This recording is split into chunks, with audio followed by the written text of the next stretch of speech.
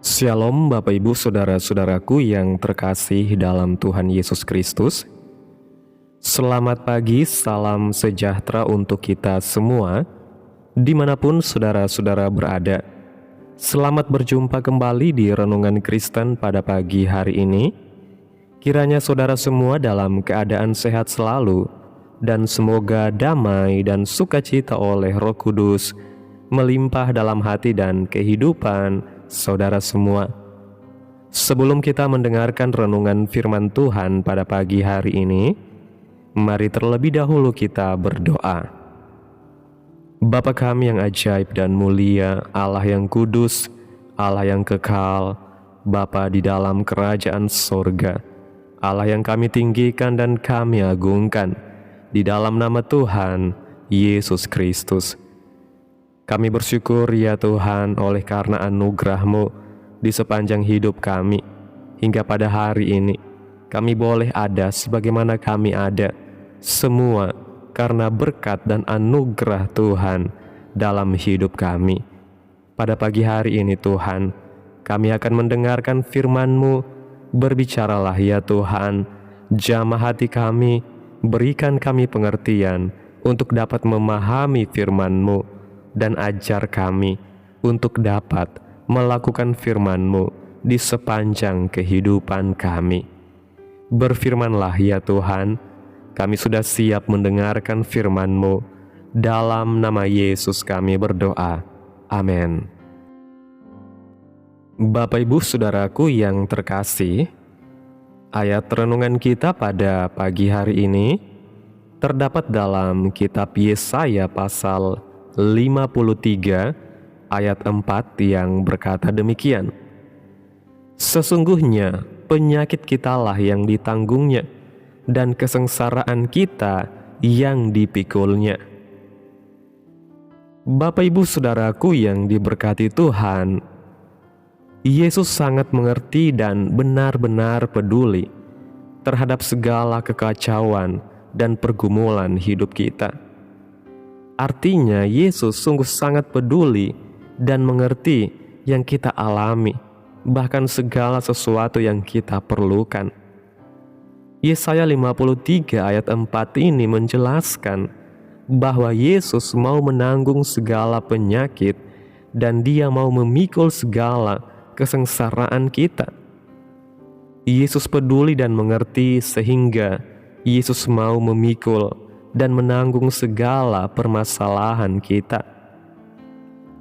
Yesus adalah ahli mujizat dan mampu menyembuhkan. Dimanapun Yesus pergi dan berada, mujizat terjadi dalam pelayanan Yesus, sehingga tiada hari tanpa mujizat yang Yesus kerjakan. Semua yang Yesus kerjakan dahsyat ajaib dalam hidup kita. Tetapi terlebih lagi, Yesus buktikan kepeduliannya lewat mujizat di atas kayu salib. Semua yang Tuhan Yesus kerjakan dahsyat bahkan sampai hari ini. Alkitab menceritakan kepedulian yang Yesus lakukan dalam Injil Matius pasal 8 ayat 14 dan 15. Di sana ketika Yesus di rumah Petrus, Yesus melihat dan peduli dengan ibu mertua Petrus. Setibanya di rumah Petrus, Yesus pun melihat ibu mertua Petrus terbaring karena sakit demam. Yesus pegang tangan ibu ini, lalu lenyaplah demamnya. Ibu ini pun bangun dan melayani mereka. Mungkin kita seperti Petrus dan mertuanya, yang sudah banyak melakukan pekerjaan mengiring Tuhan dengan setia. Tetapi saat kita memiliki pergumulan dan tak seorang pun yang mengerti apa yang kita alami, ingat Yesus masih mau peduli buat pergumulan kita. Petrus tidak meminta Yesus untuk menyembuhkan ibu mertuanya, tetapi Yesus tahu dan peduli dengan apa yang dilakukan Petrus dan keluarganya, sehingga ibu mertua Petrus disembuhkan. Yesus berjumpa dengan seorang bapak muda yang sepanjang malam bekerja menjala ikan, tapi hasilnya nol. dan tidak menghasilkan satu ekor ikan pun. Pernahkah kita mengalami saat kita bekerja, tetapi hasilnya nol? Bagaimana jika bekerja keras, tapi tidak ada hasil apa-apa? Lukas pasal 5 ayat 2-3, Yesus meminta perahu Simon bertolak sedikit untuk Yesus bisa berdiri dan berkhotbah. Simon menjawab bahwa mereka telah sepanjang malam bekerja keras dan tidak mendapat apa-apa. Saat itu belum ada mujizat yang Yesus lakukan, tapi dari jauh Yesus melihat dan peduli kehancuran hati Petrus. Yesus mendekat dan meminta Petrus menjala ikan. Maukah kita berjalan bersama Tuhan? Sekali lagi, Dia bukan saja peduli dengan kita, tetapi Yesus ada bersama dengan kita, di samping kita, di saat kita berpikir tidak ada seorang pun yang mau menemani bahkan mengerti kita. Petrus akhirnya mendapatkan berkat yang berlimpah karena mengikuti permintaan Yesus. Yesus adakan yang tidak ada menjadi ada. Yesus juga bertemu dengan dua orang pria muda yang tadinya gagah dan mungkin punya potensi yang banyak. Tetapi ketika Yesus berjumpa dengan orang muda ini, ternyata orang ini kerasukan setan dan tidak ada yang berani mendekati dia, dan jika bisa, satu orang ini disingkirkan saja karena orang ini berbahaya. Dalam Matius pasal 8 ayat 28, mereka ini sangat berbahaya sehingga tak seorang pun yang berani melalui jalan itu. Mungkin menurut kita ada orang yang sangat berbahaya, tidak jadi berkat dan membuat tidak nyaman, lalu menilai orang seperti ini lebih baik dibuang, dijauhi, dan ditolak. Ataukah kita pernah di posisi mengalami penolakan? Tidak ada orang yang mau peduli karena kesalahan dan kelemahan yang kita lakukan, sehingga orang bilang kita sangat berbahaya. Yesus sangat peduli dan Yesus tidak takut. Yesus mendekati pria ini dan berkata kepada roh jahat itu, "Pergilah." Dan sejak saat itu pria ini mendapatkan kembali masa depannya yang sudah hilang. Yesus sanggup memulihkan, menyembuhkan, dan mengubah kesuraman hidup menjadi hidup yang penuh masa depan. Yesus berkhotbah di depan 5.000 orang laki-laki, belum termasuk anak-anak dan perempuan. Tidak ada yang peduli terhadap orang banyak ini. Murid-murid tidak peduli dengan keadaan orang banyak. Dan Yesus berkata dalam Injil Lukas pasal 9 ayat 13, "Tetapi kamu harus memberi mereka makan." Para murid tentu bingung bagaimana cara menolong mereka. Kita pernah berharap orang yang paling dekat untuk menolong kita. Mereka bukannya tidak mau menolong, tetapi mereka juga terbatas. Manusia terbatas masih bisa mengecewakan, tetapi Yesus sanggup menolong kita dengan mujizat-Nya. Apapun keadaan kita, peganglah tangan Yesus dan percayalah bahwa setiap hari ada mujizat bersama Yesus, dan setiap hari ada sukacita dalam setiap kehidupan kita. Kita berbicara mujizat bukan berarti kita sedang mengejar mujizat, karena jika kita datang pada Tuhan hanya untuk mencari mujizat, maka kita akan kecewa. Ketika Yesus ditinggikan, ketika Dia hadir, nama Yesus sumber kuasa dan penuh mujizat, dan mujizat pasti terjadi. Dalam pelayanan Yesus selama 3,5 tahun, mencatat tidak ada hari tanpa mujizat. Dalam Injil Yohanes pasal 21 ayat 25 mengatakan, masih banyak hal lain lagi yang diperbuat oleh Yesus, tetapi jikalau semuanya itu harus dituliskan satu persatu, maka agaknya dunia ini tidak dapat memuat semua kitab yang harus ditulis itu. Itu sebabnya pegang janji firman Tuhan dan percaya, serta berjalanlah bersama dengan Yesus, karena Yesus belum berhenti bekerja dan menyatakan kuasa mujizatnya dalam kehidupan orang percaya. Lalu bagaimana dengan zaman sekarang? Masih banyak orang yang belum percaya, bahkan menghina, tidak suka dengan apa yang Yesus kerjakan. Dari zaman perjanjian baru pun banyak orang yang tidak suka dengan Yesus. Mereka menghina dan tidak percaya kepada Yesus.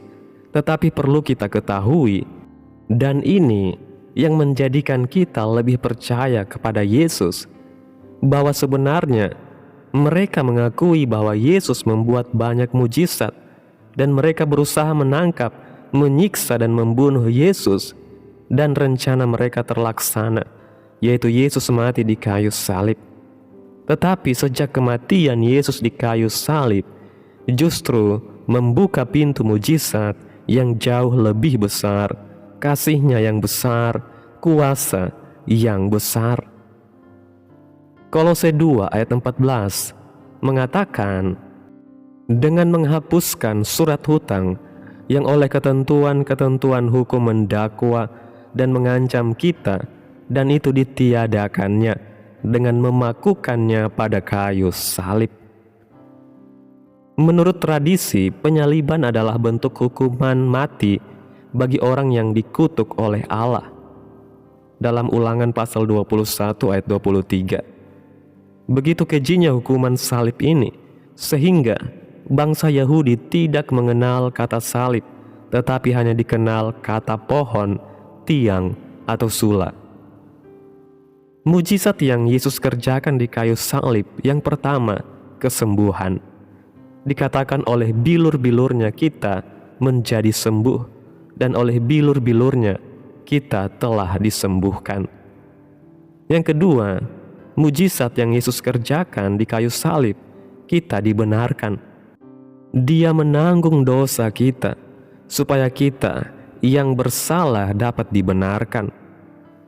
Dalam 2 Korintus pasal 5 ayat 21, di sana dijelaskan bahwa Dia, Yesus yang tidak mengenal dosa, telah dibuatnya menjadi dosa karena kita, supaya dalam Yesus kita dibenarkan oleh Allah. Yang ketiga, kuasa mujizat yang Yesus kerjakan di kayu salib, yaitu memperoleh hidup. Yesus mati, menempuh maut supaya kita luput dari maut. Dikatakan dalam Roma 6 ayat 23, sebab upah dosa ialah maut, tetapi karunia Allah ialah hidup yang kekal dalam Kristus Yesus Tuhan kita. Yang keempat, mujizat yang Yesus kerjakan di kayu salib, yaitu mujizat keselamatan. Dalam Injil Lukas pasal 23 ayat 37 sampai 43, di sana dijelaskan bahwa penjahat yang disalib di sebelah Yesus menerima Yesus sebagai juru selamat, dan saat itu juga ia akan bersama Yesus di dalam Firdaus. Ketika kita menerima Yesus, kita diselamatkan, dan ia tinggal bersama kita di dalam kita. Atau ada di antara kita sudah terima Yesus, tapi tidak menyadari bahwa Yesus ada bersama dengan kita, sehingga hidup penuh dengan ketakutan, tidak ada damai sejahtera. Tetapi Yesus akan memberikan ketenangan dan damai sejahtera. Yesus sangat mengerti dan peduli akan hidup kita. Dikatakan, hari ini juga bersama-sama dengan aku di dalam Firdaus. Suatu keselamatan di mana Yesus ada di dalam kita dan kita di dalam Yesus, sehingga tidak ada lagi ketakutan, yang ada hanya damai sejahtera. Bapak Ibu Saudaraku yang diberkati Tuhan, ketika kita percaya Yesus sebagai juru selamat kehidupan kita, yakin dan percayalah Yesus ada dalam kehidupan kita. Dia mengerti dan peduli segala apa yang kita butuhkan dalam hidup ini. Dia mengerti setiap pergumulan masalah kehidupan kita. Dia peduli setiap kehidupan kita, dan Dia datang untuk menolong setiap kehidupan kita. Amin. Tuhan Yesus memberkati. Demikianlah renungan firman Tuhan pada pagi hari ini. Biarlah menjadi berkat bagi kita semua dan dapat kita lakukan dalam setiap kehidupan kita. Pada hari ini, sebelum kita memulai segala aktivitas kita di hari ini, mari kita berdoa. Bapa kami yang ajaib dan mulia, Allah yang kudus dan kekal, Bapa di dalam kerajaan surga, Allah yang kami tinggikan dan kami agungkan, di dalam nama Tuhan Yesus Kristus. Kami bersyukur Tuhan atas pertolongan-Mu dan penyertaan-Mu, serta atas berkat-Mu dalam hidup kami. Kami berbahagia dan bersyukur atas kebaikan Tuhan dalam hidup kami. Tak berkesudahan kasih setia Tuhan, tak habis-habisnya rahmat-Mu, selalu baru tiap pagi. Besar kesetiaan-Mu Tuhan dalam hidup kami. Terima kasih Tuhan buat firman-Mu pada pagi hari ini yang telah mengingatkan kami, mengajar kami untuk selalu hidup di dalam Engkau, karena kami yakin dan percaya Engkau adalah Tuhan yang selalu mengerti dan peduli akan setiap kehidupan kami. Engkau yang memegang tangan kami, Engkau yang menuntun kehidupan kami, Engkau yang selalu bersama dengan kami, setia menjaga kehidupan kami. Terima kasih Tuhan buat firman-Mu yang telah mengingatkan kami pada pagi hari ini. Biarlah firman-Mu boleh tertanam dalam hati kami, berakar, bertumbuh dan berbuah lebat dalam setiap kehidupan kami. Dan biarlah firman-Mu terus menyegarkan jiwa kami, menghidupkan hati yang lemah dan lesu, dan membangkitkan harapan dan kasih. Berkati umat-Mu yang sudah mendengarkan firman-Mu hari ini. Berkati di setiap saat, tempat, dan kondisi hidup umat-umat-Mu, agar senantiasa selalu merindukan dan membutuhkan firman Tuhan sebagai pelita kebenaran yang memerdekakan dan penghiburan yang menguatkan. Ajarilah kami bahasa firman-Mu, dan bimbinglah kami untuk selalu hidup sesuai dengan kehendak-Mu, agar kami selalu dekat kepada-Mu. Terima kasih ya Tuhan Yesus yang baik, buat kesempatan hidup yang masih Engkau berikan. Kami mau pakai untuk hormat dan kemuliaan nama Tuhan. Segala pergumulan dan persoalan hidup kami serahkan di dalam tangan Tuhan. Engkau yang akan menyelesaikannya bagi kami. Kami hanya berharap kepada-Mu. Hamba berdoa ya Tuhan buat umat-umat-Mu yang sudah mendengarkan renungan firman Tuhan pada hari ini, yang saat ini sedang mengalami sakit penyakit, pergumulan masalah, kebutuhan ekonomi. Engkau Allah yang peduli. Kiranya Engkau menjamah kehidupan umat-umat-Mu saat ini.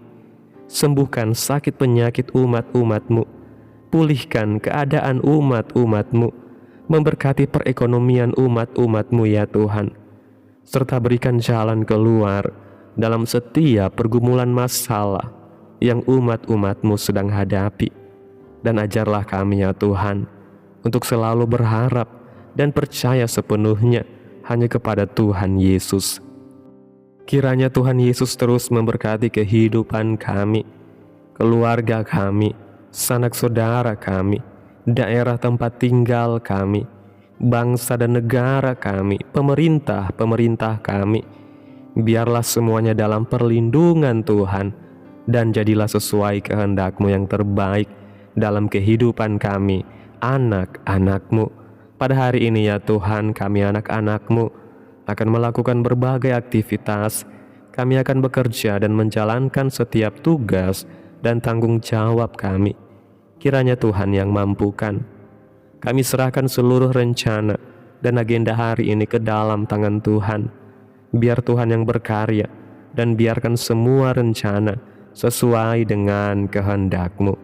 Tutup bungkus kami oleh kuasa-Mu Tuhan. Hindarkan kami dari segala kecelakaan, mara bahaya, sakit penyakit, orang-orang jahat, kuasa-kuasa kegelapan, iblis, bencana-bencana alam, hal-hal yang tidak kami inginkan. Tuhan singkirkan, Tuhan jauhkan, Tuhan hancurkan. hanya di dalam nama Yesus. Ampuni dosa dan kesalahan kami. Jadikan kami pribadi yang lebih baik setiap harinya. Jagai kehidupan keluarga kami. Berikan kami kesehatan dan tuntun kami untuk terus berada di jalan-Mu yang benar. Terima kasih Tuhan Yesus yang baik. Inilah yang menjadi doa kami.